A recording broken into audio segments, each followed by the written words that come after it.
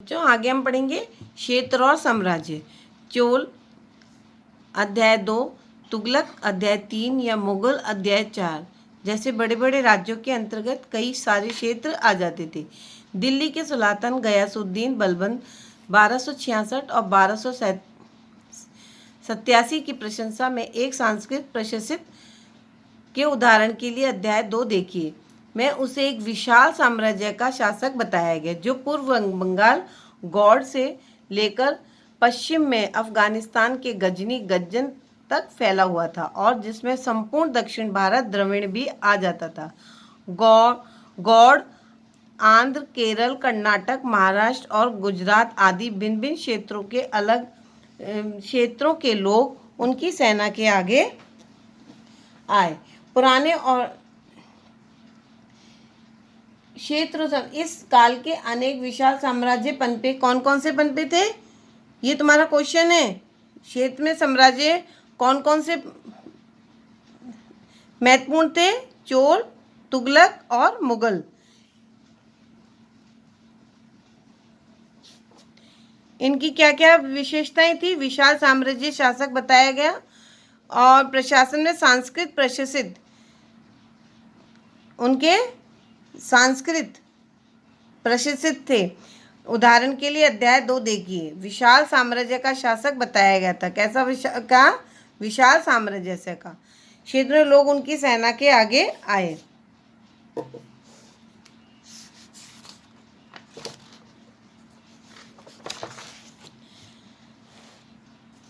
पलायन कर जाते थे। इतिहासकार विजय अभियान के इस दावों को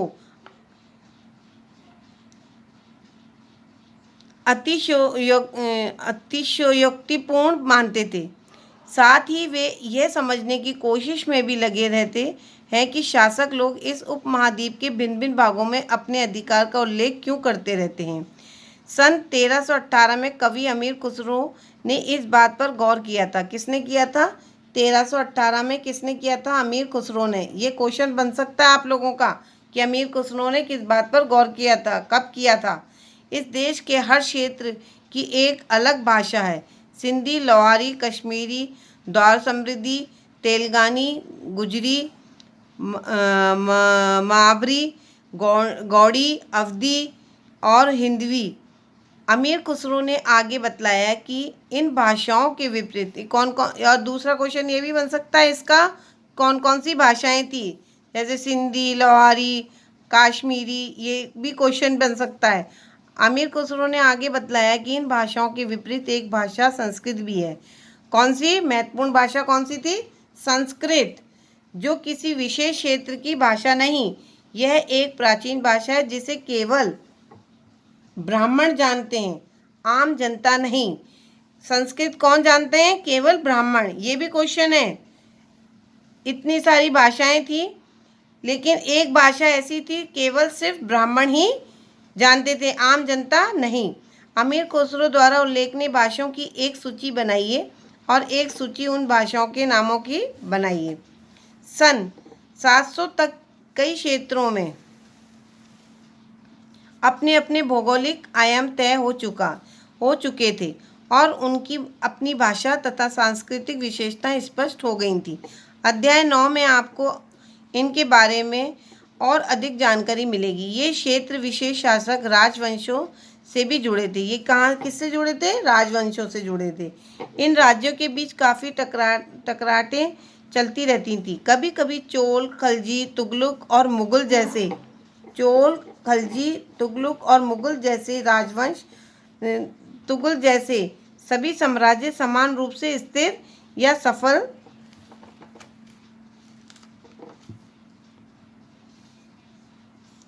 मुगल जैसे राजवंश अनेक क्षेत्रों में फैलाकर एक विशाल साम्राज्य भी खड़ा कर लेते थे। वे सभी साम्राज्य समान रूप से स्थिर या सफल नहीं हो पाते थे। उदाहरण के लिए अध्याय 3 और अध्याय 4 भी की तालिका 1 की तुलना कीजिए। खलजी और मुगल वंश के शासन कितनी अवधि तक चले?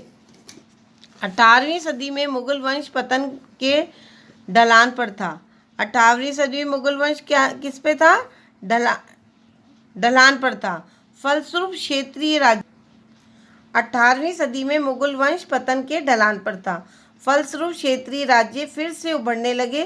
अध्याय 10। लेकिन वर्षों से जो सक्षेत्रीय साम्राज्यों का शासन चल रहा था उससे क्षेत्रों की प्रकृति बदल गई थी। उन पर कई छोटे बड़े राज्यों का शासन चलता था और उन राज्यों की बहुत सी बातें इस उपमहाद्वीपों के अधिकतर भाग पर फैले इन क्षेत्रों के विरासत में मिली थी। कब किससे मिली थी? विरासत में मिली थी। उपमहाद्वीप के अधिकतर भाग पर फैले इन क्षेत्रों के विरासत में मिली थी। इस तथ्य का पता हमें उन कई परंपराओं से लगता है जो इस क्षेत्र में उभरी थी। इन परंपराओं की कुछ एक दूसरी से भिन्न और कुछ एक के समान हैं। कुछ तो अलग अलग होती थी और कुछ एक समान होती थी। ऐसी परंपराएं हमें प्रशासन, अर्थव्यवस्था, प्रबंधन, उच्च संस्कृति तथा भाषा के संदर्भ में मिलती थी।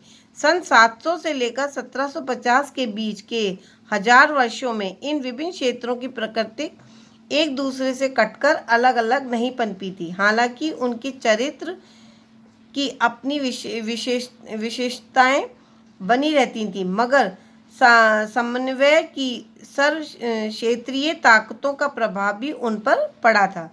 पुराने और नए धर्म। अब हम क्या पढ़ेंगे? पुराने और नए धर्म।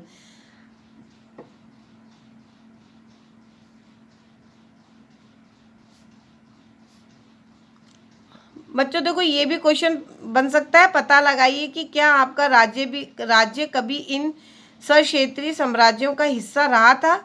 यदि रहा था तो कितने समय तक था। ये आपका ये क्वेश्चन बन गया है। पुराने और नए धर्म। इतिहास के जिन 1000 वर्षों की पड़ताल हम कर रहे हैं, इनके दौरान धार्मिक परंपराओं में कई बड़े परिवर्तन आए। इतिहास में हजारों वर्ष की हमने जांच पड़ताल की, हम कर रहे हैं। उसके दौरान धार्मिक परंपराओं में कई बड़े परिवर्तन आए। जैसे दैविक तत्व में लोगों की आस्था कभी कभी बिल्कुल ही व्यक्तिगत स्तर पर होती थी। दैविक में देवी देवताओं के पर, मगर आमतौर पर उस आस्था का स्वरूप सामूहिक होता था। किसी दैविक तत्व में सामूहिक आस्था यानी धर्म प्राय स्थानीय समुदायों के सामाजिक और आर्थिक संगठन से संबंधित होती थी। जैसे जैसे समुदाय का सामाजिक संसार बदलता गया, वैसे ही उनकी आस्थाओं में भी परिवर्तन आता गया। आज हम जिसे हिंदू धर्म कहते हैं, उनमें भी इसी युग में महत्वपूर्ण बदलाव आए। इन परिवर्तनों में से कुछ थे नए देवी देवताओं की पूजा, राजाओं द्वारा मंदिर का निर्माण और समाज में पुरोहितों के रूप में ब्राह्मण का बढ़ता महत्व तथा बढ़ती सत्ता। ये इम्पोर्टेंट है। हिंदू धर्म, हम जिसे हिंदू धर्म कहते हैं, उस युग में महत्वपूर्णता में क्या बदलाव आए, ये आपका प्रश्न है। आपको उत्तर अपने आप लिखना है। संस्कृत ग्रंथों के ज्ञान के कारण समाज में ब्राह्मणों का बड़ा आदर होता था। ये भी क्वेश्चन बन सकता है कि ब्राह्मणों का आदर क्यों होता था? क्यों होता था? क्योंकि संस्कृत ग्रंथों के ज्ञान के कारण। इनके संरक्षक थे नए नए शासक जो स्वयं, ये भी क्वेश्चन बन सकता है, ब्राह्मणों का समाज में क्यों आदर होता था। नए नए शासक जो स्वयं प्रतिष्ठा की चाह में थे। इन संरक्षणों का समर्थन होने के कारण समाज में इनका दबदबा भी बढ़ गया था।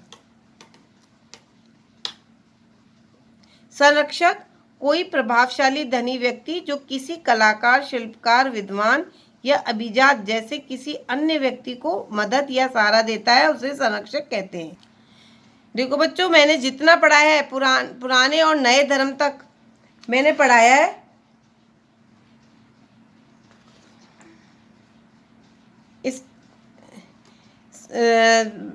इसमें ब्राह्मणों का आदर क्यों होता था, यहाँ तक आपको पढ़ना है।